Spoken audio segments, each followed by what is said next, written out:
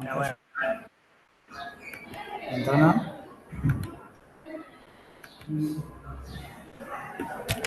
Listo, perfecto. Me siento listo. Bueno, vamos a arrancar. Hola, gente. Mi nombre es José, porque muchos no son alumnos míos en el laboratorio. ¿Sí? La clase de hoy va a ser de poliadenopatía, ¿sí? Esto no es más que clase, va a ser una hoja de ruta. Todo esto va a quedar cargado. Yo no le voy a dar mucha bolilla a las diapositivas, porque más o menos es una guía de lo que ustedes tendrían que ir a leer, porque poliadenopatías es un tema muy gigante, porque es un tema que es un motivo de consulta muy frecuente de muchas enfermedades. Entonces, ustedes van a estar medio cheque, leo AR, leo lupus, leo mononucleosis, leo linfoma. Entonces, esto va a ser una hoja de ruta para lo que nosotros creemos que es importante en este momento de la facultad que están transitando. ¿Sí? Lo primero que tenemos que saber es por qué es importante que demos poliadenopatía. Poliadenopatía es un motivo de consulta muy frecuente, ya sea en una demanda espontánea, en un consultorio programado o incluso en una guardia de internación cuando ya el paciente ingresa muy avanzado con la enfermedad que trae, ¿sí? Y lo interesante de esto es que un montón de etiologías pueden debutar con poliadenopatías, ¿sí? Entonces, por eso es importante saber cómo encararlo. Al finalizar la semana, ¿no? Esta clase, la semana, porque mañana vamos a tener laboratorio de esto y después en campo posiblemente en algún momento vayan a ver a un paciente con poliadenopatías, el objetivo es esto. Primero es que ustedes puedan caracterizar semiológicamente las adenopatías, porque de acuerdo a eso uno puede orientar las posibles causas. Siempre hay que globalizar algo muy grosero. Causas infecciosas, causas tumorales, causas inmunológicas, ¿sí? Eso, la semiología nos aporta algunas cositas como para ir orientando de entrada, bueno, este paciente me orienta un poquito más a que es algo tumoral que algo infeccioso. Ya lo vamos a ver más adelante, ¿sí? Sabiendo eso, tenemos que saber las principales etiologías. ¿Para qué? Para hacer los diagnósticos presuntivos y diferenciales de acuerdo. Y de acuerdo a lo que nosotros pensamos son los exámenes complementarios que vamos a pedir. Y de acuerdo a eso también la interpretación. Si no sabemos pedir pero no sabemos interpretarlo, estamos lo mismo que nada. Así que ese es el objetivo, que al final de esta semana ustedes tengan una aproximación a esto. Esto para recordar, ustedes lo tienen mucho más fresco que yo. Si ustedes vienen cursando anatomía, fisiología, ustedes saben lo que son las adenopatías, cuál es el mecanismo, por qué las tenemos, por qué siempre los ganglios son algo fisiológico, ¿viste? Muy clásico que el paciente te venga y diga, estoy preocupado porque tengo un bulto acá, un ganglio, una adenopatía, está bien, no hay problema. El tema es ver cuándo es una adenopatía o una adenomegalia, cuándo está aumentado, ¿sí? Eso es bien característico, en todos los libros de semiología lo van a leer. Cuando es más de 1 centímetro en cualquier cadena ganglionar, salvo en los inguinales, que de 2 centímetros, uno dice, bueno, sí, este ganglio está aumentado de tamaño. Siguiente paso, ¿por qué está aumentado de tamaño? ¿Sí? Y una forma interesante de clasificarla, que lo vamos a ver más adelante, es, bueno, es superficial, porque tenemos ganglios superficiales, tenemos ganglios profundos, es localizado, el paciente viene por algo localizado o viene por algo generalizado, ¿tiene o no tiene síntomas constitucionales acompañantes? Son todas las preguntas que uno rápidamente se tiene que hacer ante un paciente en la consulta que te viene por bultos en el cuello, bultos en la axila o donde sea. Rápidamente, esto es fisiopatología, ¿sí? Que es lo que uno tiene que pensar cuando viene un paciente con poliadenopatías. Ingresa un paciente con poliadenopatías cervicales, submaxilares, donde sea, y uno tiene que decir, bueno, esto es algo normal, ¿sí? Es fisiológico, es por un proceso infeccioso y es un mecanismo de defensa que tiene el cuerpo para este cuadro clínico. Es una infiltración tumoral, una metástasis de un tumor sólido que invadió los ganglios. Lo otro es que sea una patología propia del ganglio tumoral, que sea un linfoma, los famosos linfomas. Y los otros pueden ser esa es la quinta causa más rara, si es por infiltración por enfermedades de depósito. Pero rápidamente uno tiene que decir, bueno, ¿cuál es la función de los ganglios? Un mecanismo de defensa. Listo, ¿mecanismo de defensa para qué? Para infecciones, para tumores, es una patología propia del ganglio, etc. Y ahí entran todas las preguntas que ustedes tienen que hacerle al paciente. Y en eso nos vamos a focalizar mucho mañana en el laboratorio de habilidades, ¿sí? ¿Qué preguntarle a un paciente cuando viene por esto? Esto un poquito más o menos ya lo dije, como para las clasificaciones se tienen que servir a ustedes. Si a ustedes esto no les sirve, no lo van a aprender, o sea, no lo aprendan. Esto es para más o menos pararse delante del paciente y decir, bueno, ¿cómo encargo esto? Esto lo vamos no quiero esto es pura teoría, está mejor en los libros, ¿sí? Solamente es para focalizar que ustedes tienen estos diagramas y de acuerdo cuáles son los ganglios que están afectados, es donde drena. Recuerden eso, ustedes ya lo vienen viendo hace 3 años. Desde anatomía, fisiología, los ganglios liminales drenan desde la punta del dedo gordo del pie a todo el miembro, ¿sí? También puede drenar la pelvis. Entonces, uno va jugando de acuerdo, si es localizada la poliadenopatía, decir, bueno, ¿cuál es el órgano que está afectando? Ya cuando es generalizado es una enfermedad sistémica, ya no es un órgano en particular, ya es algo que le está pasando al paciente. Lo vamos a pasar muy rápido porque si no... Esto es lo de semiología, es lo más importante. ¿Sí? ¿Cómo caracterizamos un ganglio como para ya rápidamente decir, mira, esto es tumoral? ¿Qué tumor? Bueno, vamos a estudiarlo. ¿Sí? O esto es infeccioso. ¿Qué infección? ¿Virus, parásito, bacterias? Bueno, lo vemos después, pero por lo menos grandes pantallazos para ver a dónde estamos parados. Y este es el cuadrito. A ver, característicamente, siempre cuando uno habla de poliadenopatías, cuando el paciente entra con ganglios y preocupado, es una tranquilidad para nosotros. Eso es como algo que siempre hablamos nosotros. ¿Por qué? Porque el paciente viene porque le duele. Che, me salió esto y me duele. Y por lo general lo doloroso es infeccioso. Por lo general, mononucleosis, una faringoamigdalitis tóxica, cuando estamos hablando de ganglios submaxilares. Cuando hablamos de ganglios inguinales, es una enfermedad de transmisión sexual, gonococo, clamidia, sífilis, lo que sea. ¿Tá? Pero el paciente entra muy preocupado y eso es un alivio para nosotros. Es un concepto interesante a tener en cuenta, porque son dolorosas. Vean que las otras ya no lo son. ¿Tá? Las tumorales no duelen por lo general. ¿Sí? Consistencias. En infecciones, por lo general, son consistencias blandas. Distinto es lo tumoral. Duropétrea, duroelástica. ¿Sí? Por lo general,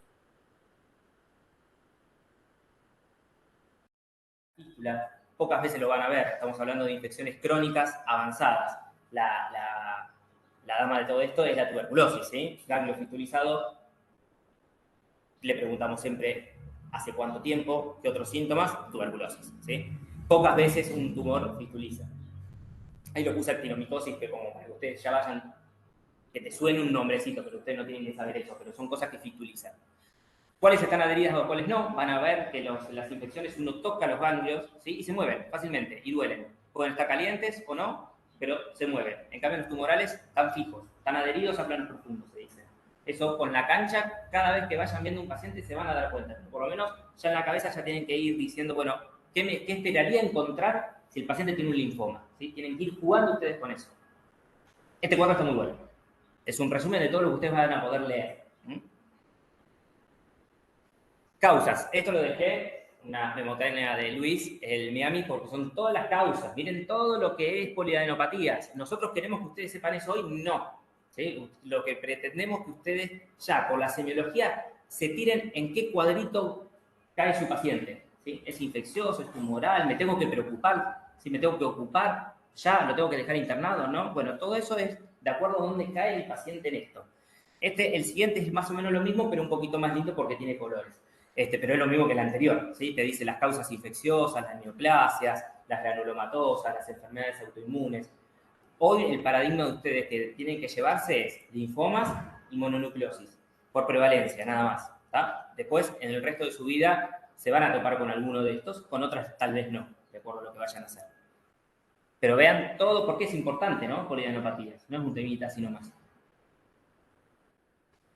Bueno, ya entramos en la patología, ¿sí? Linfomas. Clásicamente, los linfomas se subdividen en dos, Hodgkin o no Hodgkin, que son los que tienen o no las células de Redstein, o Stimen, ahora lo vamos a ver, nunca me aprendí ese nombre. Vean lo importante que es aprenderse los nombres propios, ¿no? No tiene importancia.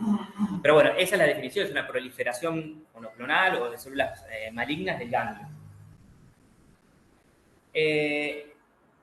Lo interesante, a ver, los diagnósticos, ya vamos a llegar a la parte de diagnóstico, pero el diagnóstico de un linfoma puede ser una sospecha clínica, pero siempre va a ser biopsia. Por más que nosotros le pidamos un montón de exámenes complementarios para ponerle el título, ¿sí? El nombre y apellido del linfoma es con anatomía patológica, porque de acuerdo a la subvariedad y un montón de tipos, el hematólogo va a elegir la quimioterapia necesaria. Pero bueno, uno puede ya saber por la presentación clínica decir, y este parece más Hodgkin. ¿Por qué diría eso? Bueno, esto, porque rara vez afecta al tejido extraganglionar, ¿sí? Por lo general va avanzando de cadenas contiguas y no se salta, no empieza con cervical y también tiene inguinal. Por lo general va afectando cadenas que van una parejita a la otra. Pero bueno, como ahí lo dice bien claro, el diagnóstico es por biopsia y la etiología muchas veces no se sabe. Hay algunos virus, de acuerdo a qué linfoma sea, hay algunos virus que pueden predisponer. Por ejemplo, el virus de Steinbach o el VIH también es otro de los virus que son oncológicos. Clasificación, esta es más o menos porque nos marca el pronóstico, ¿sí? En los clásicos, por lo general el esclero nodular, que es el más frecuente, es el más favorable, ¿sí? Y el más malo, que estos... ¿Dejar de compartir? No. No, pero porque, se puede sacar. ¿cómo saco esto?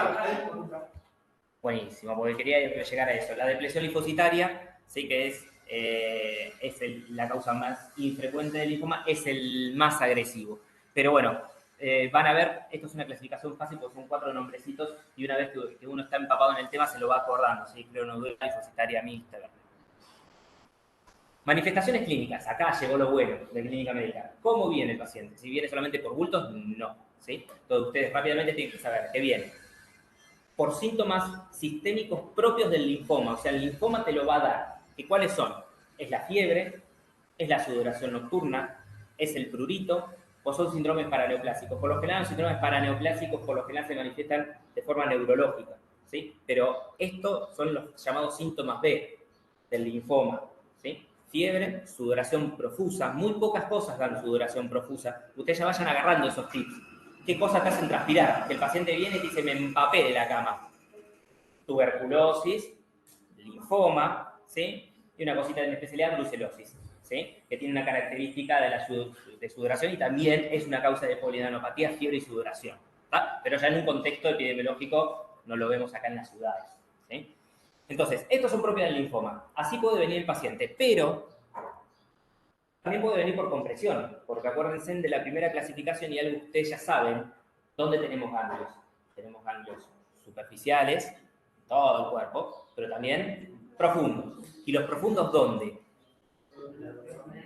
Mediastino y retroperitoneales, ¿sí? Entonces, rápidamente. Si son profundos la cosa, ya sabiendo anatomía, que ustedes saben mucho más anatomía que Luisito y yo, ya van a saber, bueno, si yo tengo una masa en el mediastino, ¿qué pasa con el mediastino? Tienen un órgano que pasa. Sí, un órgano. Esófago, dijeron esófago. Entonces, ¿qué va a tener? ¿Qué síntoma va a tener si se comprime el esófago? Disfagia. Entonces, el paciente viene por disfagia. No una disfagia aguda, es una disfagia subaguda, crónica, con... ¿Qué otra cosa pasa por el mediastino? Tráquea. Entonces, ¿qué va a tener? Estridor, tos seca, disnea, obstrucción. ¿Qué más pasa? No quedan muchas más. Compresión de ganglios, compresión de... Sí, compresión de ganglios no, porque son los ganglios los que están hinchados. O sea, comprime todo lo demás. Venas arterias.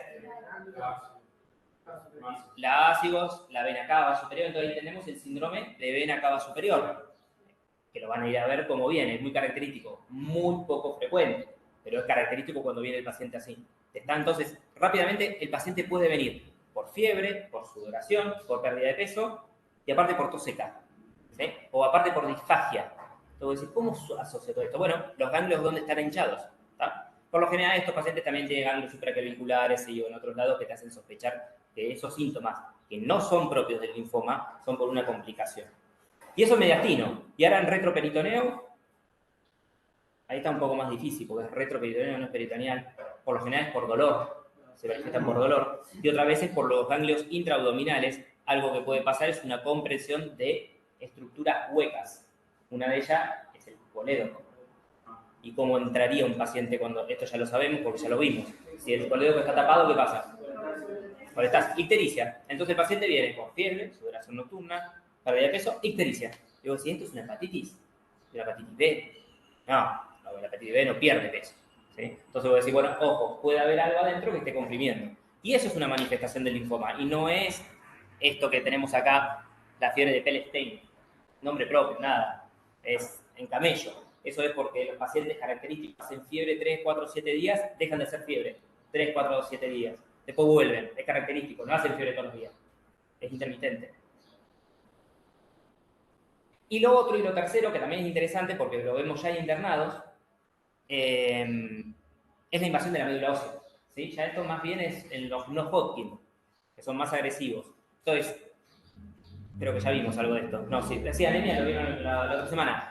Si invade la médula ósea, es la fábrica de las 3 células, ¿y cuáles son las 3 células que fabrican la médula ósea? Rojo, blanco, plaquetas. Entonces, si lo invade, las 3 pueden estar, pancitopenia. No, aumentadas no tanto, van a estar porque es invasión, entonces van a tener un síndrome anémico y el paciente va a tener el síndrome anémico que ya lo vieron la otra semana. Si tiene plaquetas bajas, ¿qué le pasa al paciente? Un síndrome hemorragíparo. Y si tiene las defensas bajas, infecciones. Infecciones. Tal vez no son oportunistas porque es un tipo de... ya ahí nos metemos en un tema más delicado porque hay defensa para todo tipo. Estos serían infecciones bacterianas principalmente. La famosa neutropenia febril. El paciente tiene muy bajo y entra con fiebre, una urgencia. Entonces vean como una cosa que puede ser una pavada, una polineopatía en una mononucleosis, ojo, cuando invade médula ósea, porque no es una mononucleosis, es otra cosa, el paciente entra ya de guardia. Por eso retomemos el inicio de la clase, esto lo ven en consultorio programado, en demanda espontánea y en guardia. Poliadenopatía. ¿Está? Muy importante. El diagnóstico lo vamos a dejar para después, porque es lo mismo que para el no-Hodgkin. Una cosita, lo van a leer, cosas de mal pronóstico, lo vamos a pasar, no quiero abordar acá. Linfoma de no-Hodgkin, acá tenemos el nombre propio, Red Steinberg, ¿sí? Tenemos un montón de cosas de linfoma no-Hodgkin. Lo interesante es que no solo el Hodgkin va a afectar ganglios, esto también es extranodal, ¿sí? Y tenemos linfomas no-Hodgkin que afectan mucosas, ¿sí? Entonces van a tener linfomas, ¿dónde hay mucosas? En la boca, o sea, en el respiratorio, ¿sí? Y ahí lo tenemos, el VAL, el intestino, GAL, todo tiene cosas, ¿sí? En la piel, sal, no importa. Tienen que saber esto, que el linfoma no Hodgkin se va a extranodal, más que el Hodgkin, ¿está?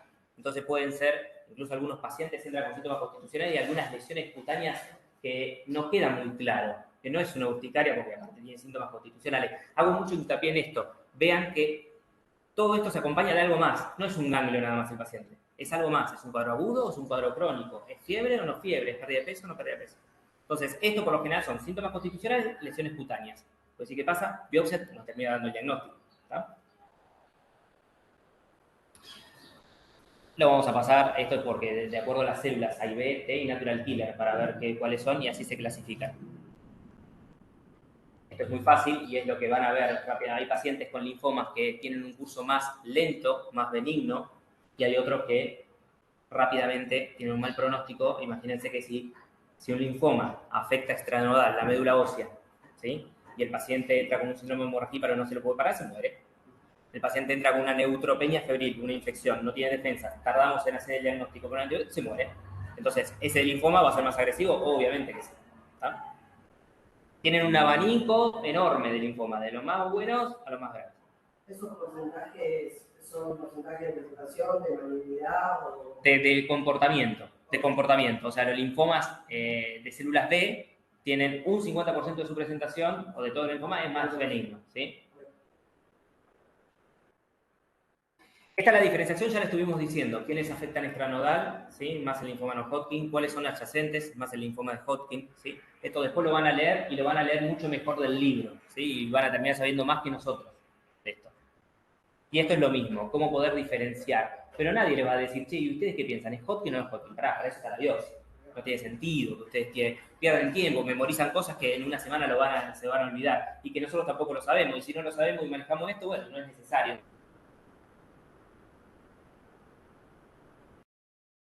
Vamos a pasar. Esta es la estadificación. Esto es para que vean todo lo que va afectando, ¿sí? Cuando es un estadio 1 es solamente un grupo ganglionar, el estadio 2 son varios pero por arriba del diafragma, el estadio 3 es por arriba del diafragma y debajo del diafragma, y el estadio 4 es porque invade cualquier otro órgano que no sea el vaso, el hígado, médula ósea, bla, bla, bla. ¿Para qué sirve? Es pronóstico. No es lo mismo. Sí. Hodgkin o Hodgkin, me parece que sirve para los dos. Para los dos, es para los dos, es para los dos. Y si nos vamos al diagnóstico. Volvemos para atrás.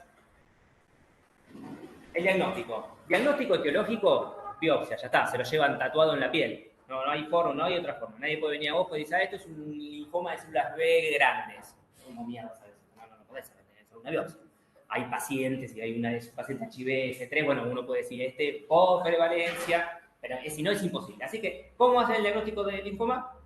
Biopsia, ya está, se acabó. Pero, para llegar a que el paciente pueda tener un linfoma, no todo ganglio es linfoma. Tenemos que pedir estudios complementarios que nos aproximen al cuadro clínico. Y eso va a ser puramente de acuerdo a las preguntas que ustedes le vayan a formular a un paciente que ingresa por bultos. Y eso lo vamos a charlar mañana en el taller de habilidades. ¿Sí? Van a tener dos escenarios distintos, distintas cosas, y ustedes van a ver qué le tienen que preguntar a ese paciente para llegar al diagnóstico. ¿Está? Pero después de hacer una anamnesis perfecta que la van a hacer mañana, en un examen físico también perfecto que van a hacer mañana, usted llega a este momento. Escribir, ¿qué le pido al paciente? ¿Sí? Entonces, ahí va a ser de acuerdo a los síntomas. Si el paciente viene con síntomas compresivos mediastinales, por lo menos una placa o una tomografía, ya directamente va a ser una tomografía, ¿sí? ¿Con o sin contraste? ¿Qué se les ocurre? Con. Y era un 50-50, o sea, te embocaste. Pero, ¿por qué con? Y para ver si tiene vascularización.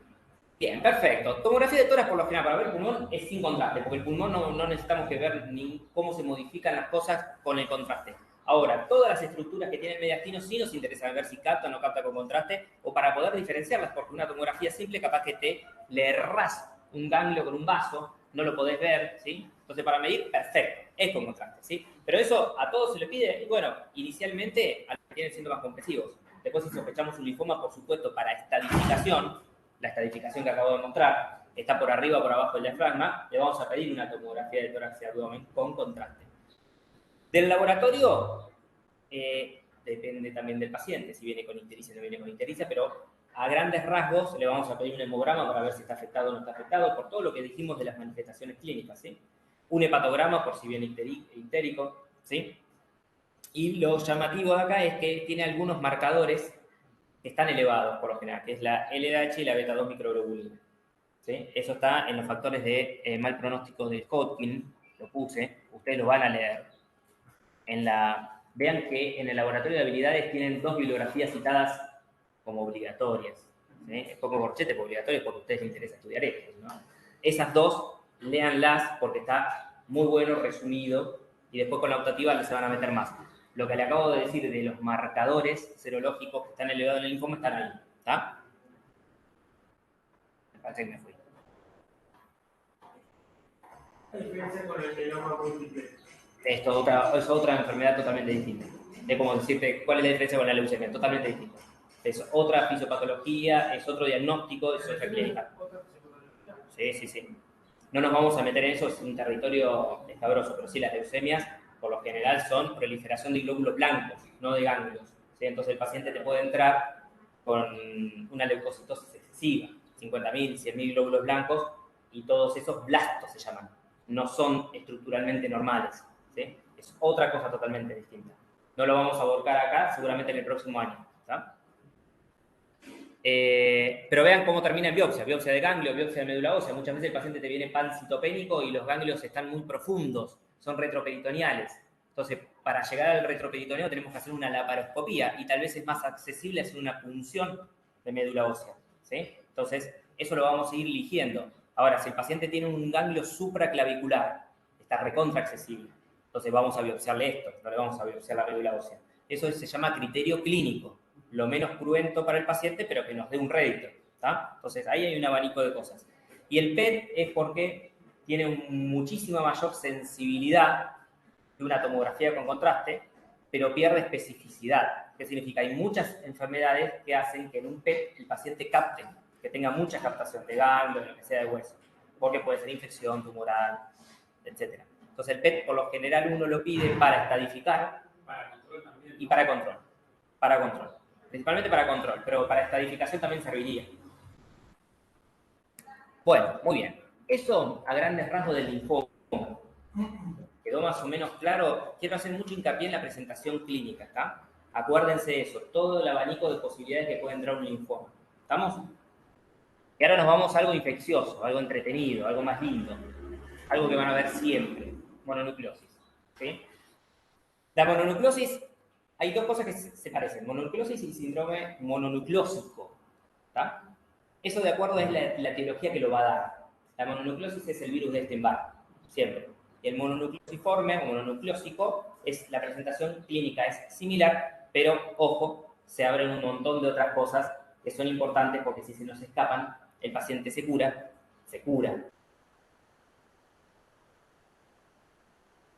Es el agente etiológico de esto, ¿estamos?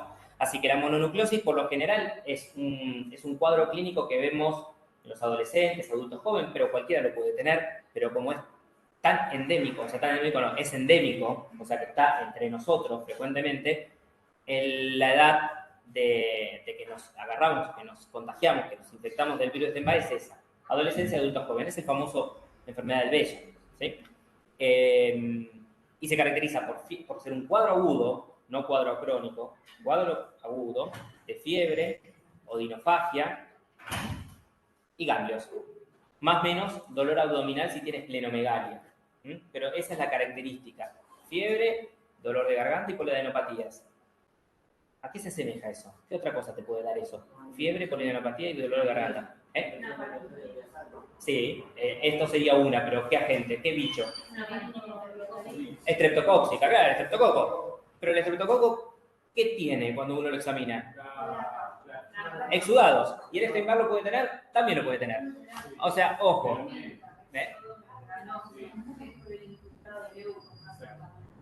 Bien, perfecto. A veces es unilateral o bilateral el estreptococo y es muy característico que no tiene ningún otro síntoma de vía superior, el estreptococo. ¿Está? No tiene rinorrea, no tiene tos. O sea, son criterios para darle o no amoxicilina. Parece una pavada, te vamos a dar la amoxicilina, se lo compran en la farmacia. Ojo, podemos hacer bastante daño al ecosistema. El ecosistema me habló que se hace resistente a las bacterias. ¿Está? Así que eso, un dato de color, el estreptococo es parecido, pero no es lo mismo. ¿Está? Hago hincapié en una cosita, dije que es agudo esto, pero ojo que el Epstein-Barr, la mononucleosis se puede cronificar. Hay niños o hay pacientes que están un mes entero haciendo fiebre. Un mes entero haciendo fiebre. Pero como ya tenemos el diagnóstico por laboratorio, nos quedamos tranquilos. Los papás no, pero nosotros nos quedamos tranquilos porque decimos, pará, ya va a dejar de hacer fiebre. ¿Es autolimitado? Es autolimitado, ¿sí? Alguno va a escuchar, no, yo le di que la eritromicina y se curó. Sí, bueno, se curó porque le tocaba curarse. No lleva antibióticos esto, ¿sí? ¿Y qué le podemos pedir? Bueno, rápidamente, de acuerdo a donde estemos. Si estamos en nuestro consultorio, si estamos en una demanda espontánea, si estamos en una guardia. Si estamos en una demanda espontánea, en una guardia que tenemos un laboratorio cerca, le pedimos los anticuerpos heterófilos, se llaman, ¿sí? Eso los tenemos en media hora y viene positivo, listo, ya está, es una mononucleosis, quédate tranquilo, no te doy antibióticos, esperá, se te va a ir solo. Si no, ya algo más que no lo vamos a tener el mismo día, es los linfocitos atípicos mayor al 10, que eso se hace en un hemograma, puede estar en el día del hemograma, pero no así los anticuerpos que se llama BCA, que es para la cápside del virus. Es importante, lo tienen que saber ustedes, esto sí. ¿Por qué? Porque es prevalente. Es prevalente, o sea que tienen que saber qué pedir ante un caso así. Pero volvemos a lo mismo. Todos los síntomas que acompañan a los bultos son los que ustedes lo van a hacer pensar si esto es infeccioso o si esto es tumoral. ¿Está? Para finalizar, y ya no hablar más, síndrome mononucleosiforme, muy similar. Fiebre, poliadenopatías, autolimitados, pero ojo, ¿cuál es la importancia de todo esto? Bueno, miren los bichos que están acá, involucrados. ¿Cambia o no cambia? Y sí, ¿la sífilis se autolimita? No, el cuadro clínico sí, pero después pasa a sífilis secundaria, sífilis terciaria y contagia a un montón de personas. O sea, penicilina, ahí sí lleva antibióticos. El HIV, ni que hablar, no nos vamos a meter en esa. Citomegalovirus es primo hermano del Epstein-Barr. Un cuadro clínico parecido, autolimitado, ese no me calienta que no hagamos el diagnóstico, pero clínicamente lo podemos saber, podemos decir, este es un CMV y este es un HIV. No. ¿Sí? El HIV se llama retroviral agudo. Retroviral es cuando hace la primoinfección. Cuando está en contacto con el HIV, hace esto. Después ya no. El tipo se curó. ¿Tá? Se curó, comillas. ¿No? Toxoplasmosis, hepatitis B, hepatitis C son los diagnósticos diferenciales. Pero muy importante esto. Mononucleosis prevalente es recontra prevalente. Mononucleosiforme es prevalente, recontra prevalente. Y de las patologías de los ganglios primarios a los linfomas son prevalentes. ¿Tá? Así que tomen este teórico, por decirlo teórico, no es un teórico, una charla más informal, como que sea una hoja de ruta. ¿Qué me siento a leer cuando me dicen poliadenopatías? ¿Qué pretenden estos dos que yo sepa? Esto es un quilombo, esto es un montón de cosas. Bueno, sepan esto que sea. ¿Sí? Porque es el abordaje inicial del paciente.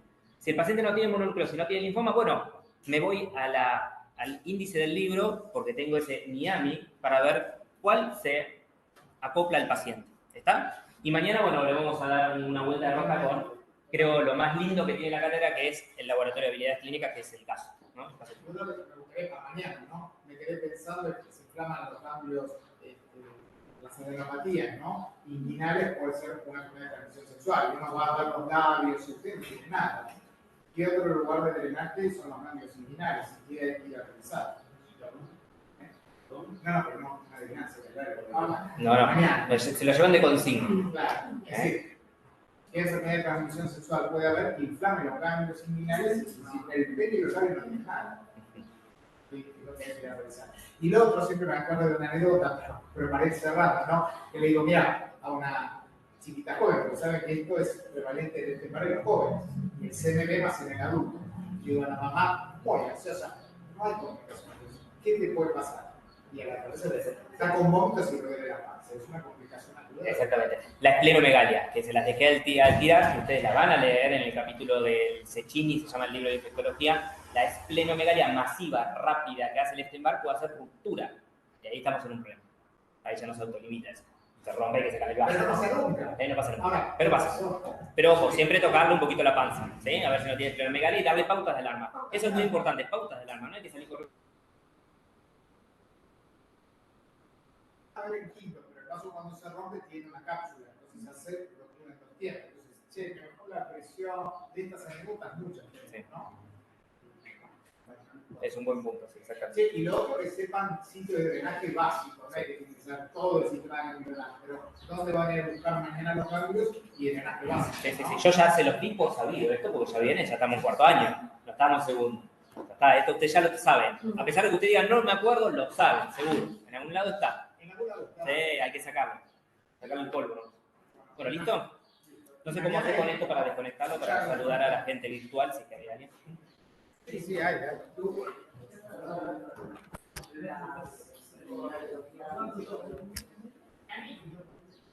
Sí, esto es. Pero me gusta. Bueno, si pueden leer la bibliografía